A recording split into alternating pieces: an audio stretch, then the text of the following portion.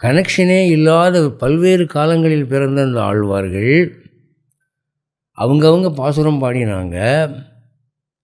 ஆனால் வெவ்வேறு காலத்தில் பிறந்த அந்த ஆழ்வார்கள் பாடின விஷயமெல்லாம் ஒரே மாதிரி தான் இருக்குது. விஷ்ணுவுக்கு 10 அவதாரம் தான். மீன் அவதாரம், ஆமை அவதாரம், வராக அவதாரம்.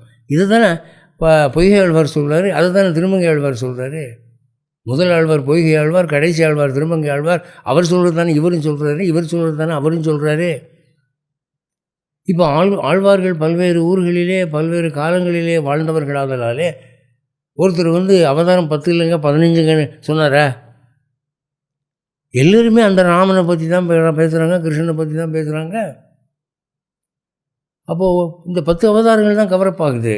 அப்போது அந்த மேட்டர் அவதாரங்கள் 10 என்ற விஷயம் காலத்தை கடந்தது.